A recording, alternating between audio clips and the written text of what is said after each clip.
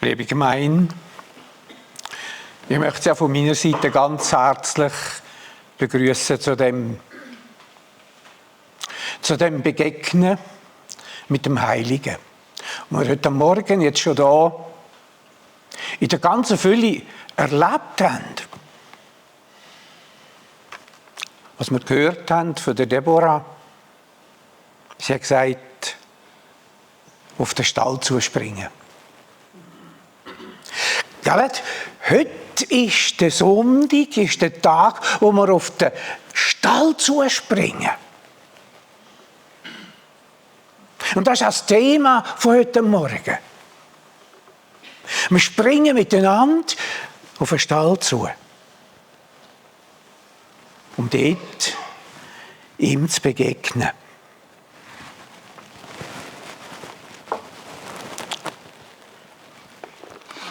Ich lese aus dem 2. Kapitel vom Lukas-Evangelium, die ersten 6 Verse. Es geschah aber in jenen Tagen, dass ein Gebot von Kaiser Augustus ausging, dass sich die Bewohner der ganzen Welt in Steuerlisten einschreiben lassen müssten. Diese Volkszählung war die allererste und geschah zu der Zeit, als Quirinius Statthalter in Syrien war. Da ging jeder, um sich einschreiben zu lassen, jeder in seine Stadt. Da machte sich auch Josef aus Galiläa auf, aus der Stadt Nazareth, nach Judäa zu der Stadt Davids, die Bethlehem heißt, weil er vom Hause und Geschlechte Davids war, um sich einschreiben zu lassen mit Maria, seiner verlobten Frau, die schwanger waren. Und als sie dort waren, wurden ihre Tage erfüllt, dass sie gebären sollte. Amen.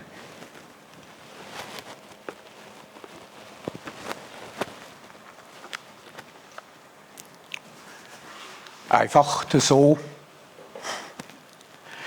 wird das geschildert, was vor der Geburt passiert ist.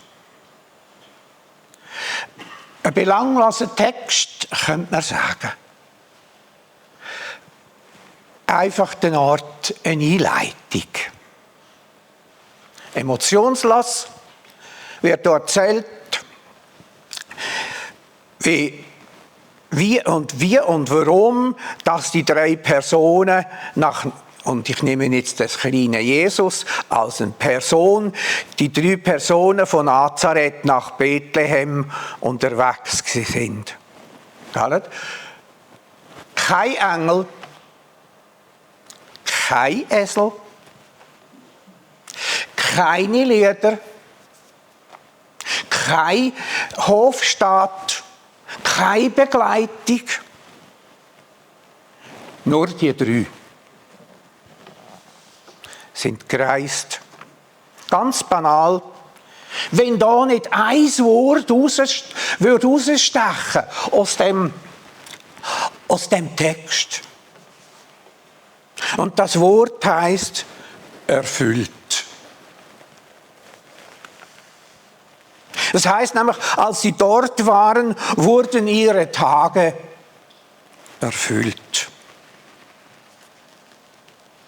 Eine grossartige Sache. Es wird etwas erfüllt, es wird etwas fertig gemacht, es ist etwas beendet, abgeschlossen.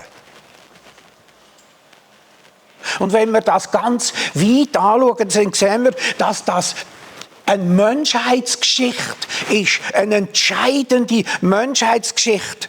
Ein riesiger Sprung ist gemacht worden. Ein Sprung, wo schon vorher Deborah gesagt hat, von Tausenden von Jahren, ist jetzt erfüllt. Mit dem Tag, mit dem, was wir hier gelesen haben. Mit dieser kurzen, ganz banalen Einleitung.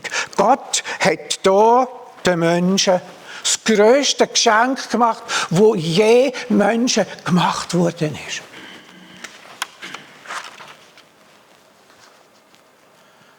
Und die ganz einfache Erzählung ist der Endspurt. Man kann sagen, Tat. Die heisst, wir dürfen zurück ins Paradies. Und im Galaterbrief schreibt der Paulus, im Galater 4, Vers 4, schreibt er, da aber die Zeit erfüllt war, sandte Gott seinen Sohn, geboren von einer Frau und unter das Gesetz getan.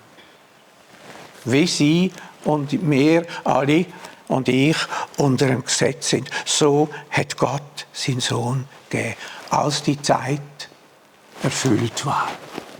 Wir haben hier ein Doppeltes erfüllt.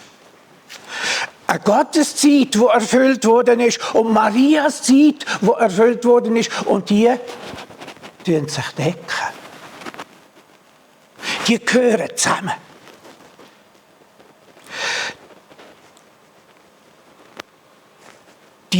Im Sündenfall fängt das an. Dort, wo Adam und Eva so einen Blödsinn gemacht haben.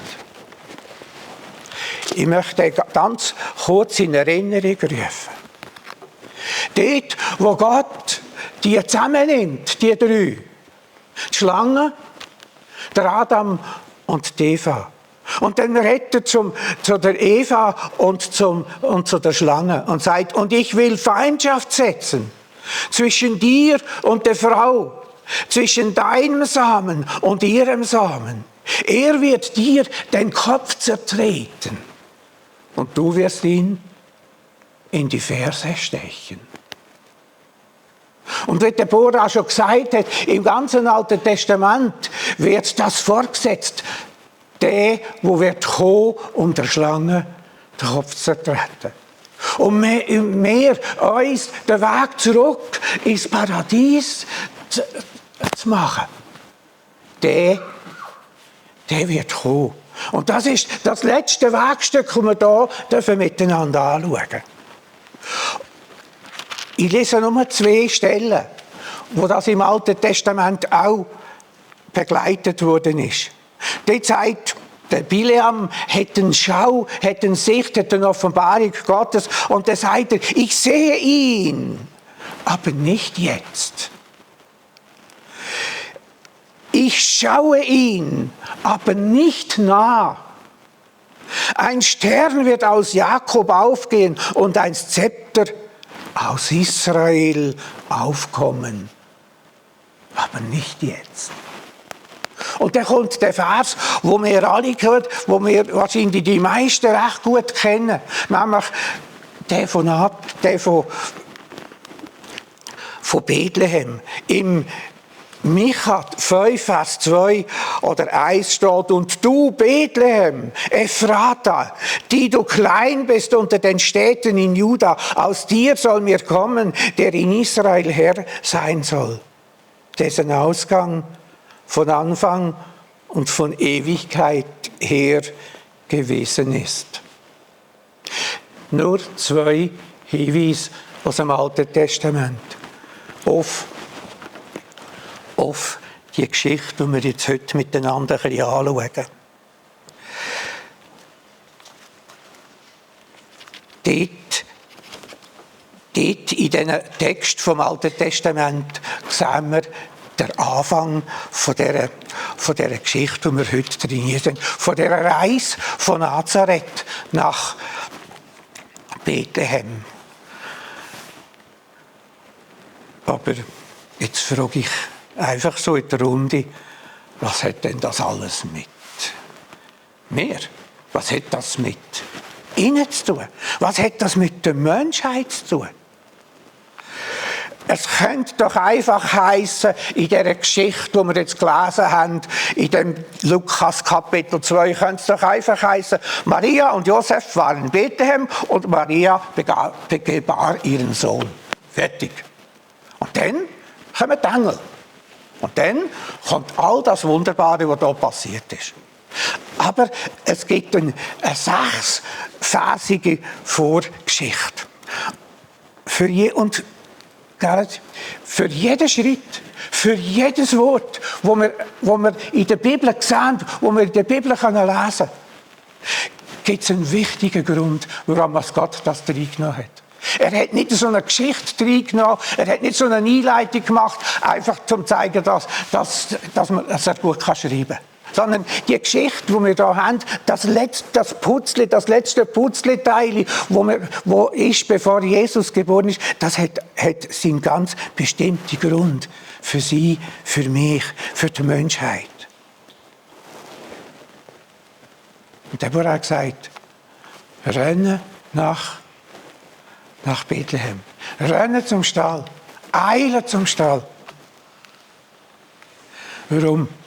Ich habe da für mich notiert, der Grund dafür ist der Weg zum Leben. Der Weg zum wirklichen, wertvollen und lebenswerten Leben. Es ist der Weg zum Heil. Und im Jesaja 35, dort im Vers 8, sagt Gott, da selbst wird eine Bahn sein. Also ein Weg, dass man darauf gehe, dass auch die Toten nicht irren mögen.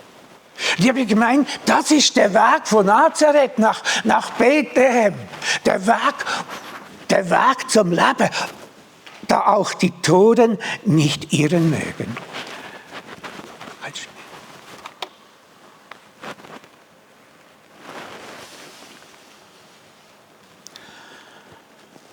Sehen Sie die Tour?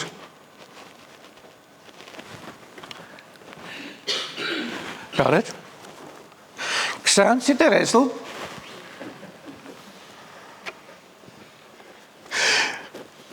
Wie wunderbar haben Claudia Moser und Elis Löscher die Bilder gemacht. Und wie wunderbar haben sie das gemacht. Ich habe ihnen nicht gesagt, sie sollen einen Esel rein tun. Und es steht auch keine Silbe in dem Text, den wir heute gelesen haben, dass ein Esel dabei war. Aber es ist ein Esel dabei. Sehen Sie nicht?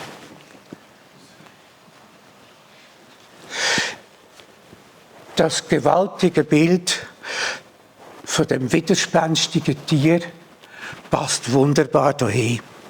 Auf dem Weg zum Leben ist ein Esel dabei. Einfach als Bild. Und wenn wir im Alten Testament ganz weit vorgehen, dann wird geschildert, was der Esel für einen ist.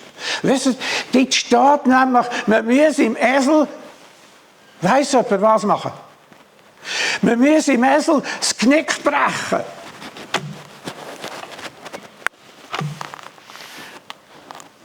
Da ist der Esel auf dem Weg zum Leben. Auf dem Weg zum ewigen Leben. Und er zeigt uns ein wunderbares Bild für Sie und für mich. Ich sage jetzt nicht, es passt eigentlich zu mir, das Bild. Ich hätte lieber, es wäre da ein anderes Tierchen dabei. Aber es wird schon recht sein. Wenn wir den Esel hier anschauen, dann sehen wir, dass er eigentlich ganz ein frohes Tier ist, unterwegs zum Leben. Unterwegs mit Maria und Josef und dem kleinen Heiland in den Stall von Bethlehem. Was für ein wunderbares Bild.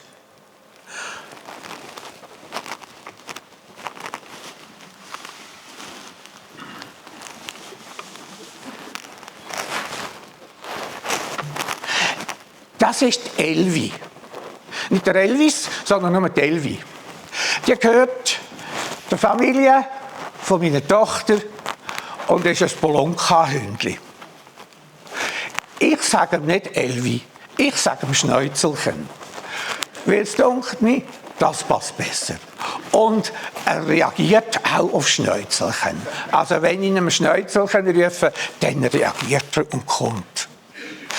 Und es ist gerade eine Woche her und es hat mich gedacht, die Geschichte, die passt einfach auch irgendwie noch nicht. Oder vor einer Woche, am letzten Sonntag, wo meine Tochter heimgekommen ist aus dem Gottesdienst, ist Schneuzelchen daheim gsi, alleine. Und hat Unfreude gehabt, dass ihre Meisterin heimkommt. Ist umeinander tobt und hat eine Kappe gefunden von der Susanne, also von meiner Tochter, und hat die Kappe genommen und ist mit ihr durch die Wohnung gesaust und hat Lärm gemacht und hat wollen, dass meine Tochter mit dem Hündchen mit ihm spielt.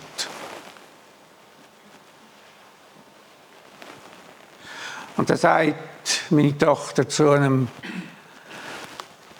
Elvi, wenn wir auf Lüppel gehen. Der Hund, der ist sofort, hat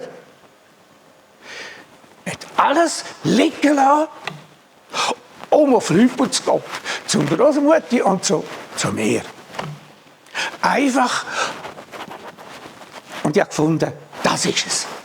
Alles liegen lassen. So einfach, wie die drei miteinander in dem Elend, ohne Begleitung, nach Bethlehem gehen, um dort dem Leben zu begegnen, Jesus zu begegnen, dem kleinen Heiland, dem Leben, dem Erlöser zu begegnen. Und so ist dann das Hündchen zu uns aufgekommen. Einfach so wie der Petrus, so wie Jesus, wo der Petrus gesagt hat, ja und er hat geschumpfen wegen einem Jünger. Er hat geschumpfen wegen einem Jünger mit Jesus und hat gesagt, ja und was ist denn mit dem? Und Jesus hat eine simple und wunderbare Antwort gegeben. Weiss jemand? Er hat gesagt, folge du mir nach.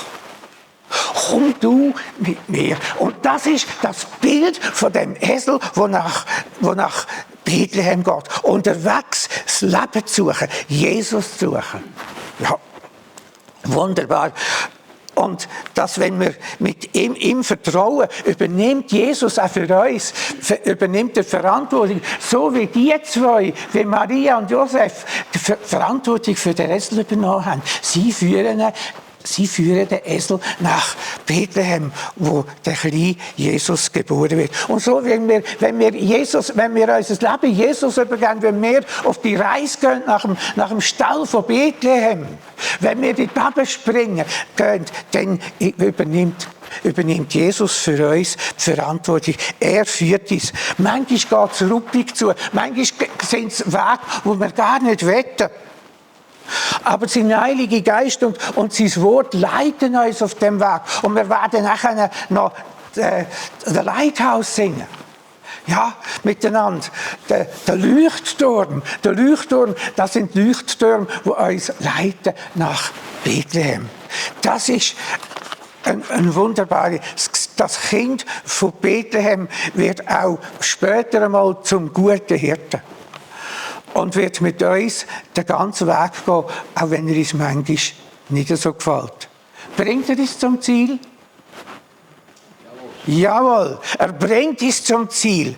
Und im Lied "So nimm denn meine Hände" heißt es, wenn ich auch gleich nichts fühle von deiner Macht, du bringst mich doch zum Ziele, auch durch die Nacht. Und im Paulus, im Eingangstext, hat Deborah gelesen, im Paulus, im Römer, dass die Leiden dieser Zeit in keinem Verhältnis stehen zu der Herrlichkeit, die uns erwartet. In Bethlehem. Auf dem Weg zu ihm und auf dem Weg mit ihm. Und dann haben wir dort noch gehört, dass alle Kreatur sich sehnt danach, erlöst zu werden. Und gerade wenn wir an Magdeburg denken, dann können wir nur sagen, es ist ja so. Die ganze Kreatur sehnt sich danach, erlöst zu werden. Und das ist der Weg, wo der Esel darf mit Maria und Josef und dem kleinen Heiland gehen, nach Bethlehem, wo sie das Leben finden, wo sie die Ewigkeit finden, wo sie wo sie geborgen werden. Es lohnt sich, den Weg zu gehen mit Maria und Josef. Der Weg führt zum Leben. Definitiv. Als Esel oder als Schmusekätzchen. Es ist gleich. Amen.